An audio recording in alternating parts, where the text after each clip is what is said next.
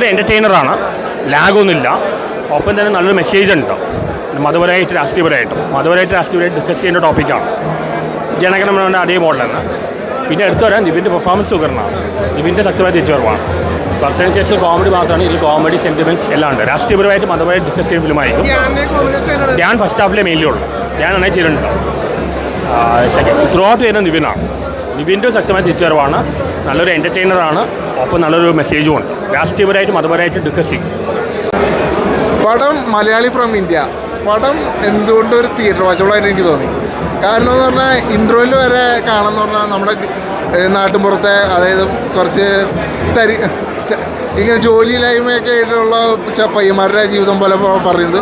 അതിലെല്ലാ തരം പാർട്ടിക്കാരും, അതായത് കോൺഗ്രസ് ആയാലും അത് വേറെ രീതിയിലാണ് പേരൊക്കെ വന്നിരിക്കുന്നത്, അത് ഞാൻ എടുത്തു പറയല്ല. എന്തായാലും എല്ലാവരും ചെറുതായിട്ട് വന്നിട്ടുണ്ട്. പിന്നെ സെക്കൻഡ് ഹാഫ് എന്ന് പറഞ്ഞാൽ ഇത് എനിക്ക് തോന്നി മറ്റേ ആടുജീവിതം സിനിമയില്ലേ, ആടുജീവിതത്തിലൊരു എൻട്രി പോലെയാണ് എനിക്ക് തോന്നിയത്. പക്ഷേ ആടുജീവിതം പോലെയല്ല, ഒരു കോമഡി ട്രാക്കിൽ പോകുന്ന ഒരു പടമാണ്. പിന്നെ ക്ലൈമാക്സ് ആയപ്പോൾ ഒരു മോട്ടിവേഷൻ, അതായത് നിവിൻപോളിയുടെയൊക്കെ നല്ല പെർഫോമൻസും കാര്യങ്ങളൊക്കെ ആയപ്പോൾ രസമായിട്ട് തോന്നുന്നുണ്ട്. അതായത് അഗ്നിചിറകൾ അതൊക്കെ കൊണ്ടുവന്നുണ്ട്. എന്തായാലും മസ്റ്റ് തിയേറ്റർ വാച്ചബിൾ എന്ന് ഞാൻ പറയും. എനിക്ക് മൂവി ഇഷ്ടപ്പെട്ടു. ഫസ്റ്റ് ഹാഫ് ഫുൾ കോമഡീസും പിന്നെ നമ്മുടെ ഇന്ത്യൻ പൊളിറ്റിക്സിലെ കുറേ ഇത് മോക്ക് ചെയ്യുന്ന രീതിയിൽ നല്ല രീതിയിൽ കൊടുക്കുന്നുണ്ട്. സെക്കൻഡ് ഹാഫിലേക്ക് വരുമ്പോൾ ഞാൻ പ്രതീക്ഷ ട്രാക്കി പോകുന്നതാണ്, ബട്ട് സംതിങ് ഡിഫറെൻറ്റ്. ഒരു ഫീൽ ഗുഡ് ഇമോഷണൽ മൂവിയാണ് പിടിച്ചേക്കണേ.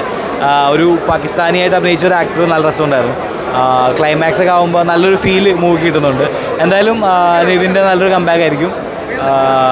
മൊത്തത്തിൽ വൺ ഓഫ് ലൈക്ക് ഡിജോയുടെ സ്ഥിരം ഫോമിലല്ല, ചെറിയൊരു മാറ്റം വരുത്തിയിട്ടുണ്ട്. കാരണം ഫസ്റ്റ് ഹാഫിൽ പോകുന്ന പോലെയല്ല സെക്കൻഡ് ഹാഫ്, രണ്ട് സിനിമ പോലെയൊക്കെ ഫീൽ ചെയ്തു. എന്തായാലും നല്ല രസമുണ്ടായിരുന്നു. ഫസ്റ്റ് ഹാഫ് കുറച്ചുകൂടി കോമഡീസും മോക്കിങ് ഇന്ത്യൻ പൊളിറ്റിക്സിന് നല്ല രീതിയിൽ. അത് പിന്നെ ഷാരിസ് എന്ന് പറയുമ്പോൾ ഉറപ്പാണല്ലോ. എനിക്ക് ലൈക്ക് ഈ Dijo and Sharis has become A brand. ഇവരുടെ പടം ആണെന്നുണ്ടെങ്കിൽ കണ്ണുപൊടിയും കൂടി എടുക്കാം. എന്തായാലും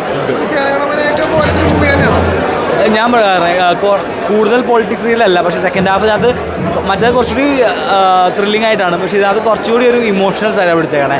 ഒരു രണ്ട് കഥാപാത്രം തമ്മിലുള്ള ഒരു ഫീല്, ഒരു പാകിസ്ഥാനി ആൻഡ് ഇന്ത്യൻ തമ്മിലുള്ള ഒരു ഫീല്, അത് ക്ലൈമാക്സിലേക്ക് എത്തുന്ന രീതിയിലാണ്. സോ കുറച്ചുകൂടി ഫീൽ ഗുഡായിട്ട് എനിക്ക് ഫീൽ ചെയ്തത്. But it's good. നല്ലൊരു ചിത്രം കണ്ട ഒരു ഫീലാണ്.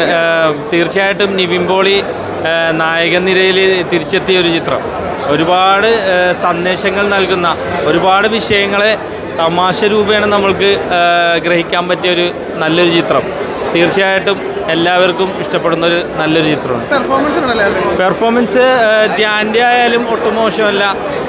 ഒരുപാട് ആർട്ടിസ്റ്റുകളുണ്ട്, അവരെല്ലാവരും കാസ്റ്റിംഗ് ഒക്കെ നല്ല രീതിയിൽ തന്നെയുണ്ട്. തീർച്ചയായിട്ടും എല്ലാത്തരം പ്രേക്ഷകർക്കും ഇഷ്ടപ്പെടും. അടിപൊളി തിരിച്ചു വന്നു തോന്നിയായിരുന്നു. പക്ഷേ എന്നാലും ഇൻട്രോയിൽ അവസാനമായപ്പോഴത്തേക്കും പടം നല്ല ഫീലിങ്സ് പടമൊക്കെ എടുത്തിട്ടുണ്ട്. നമ്മുടെ ഭരണഘടനയിലെ മതം കയറിയാൽ എങ്ങനെയായിരിക്കും, അതിൻ്റെ ഒരു ദൂഷ്യവശത്തെ പറ്റിയാണ് പറയുന്നത്.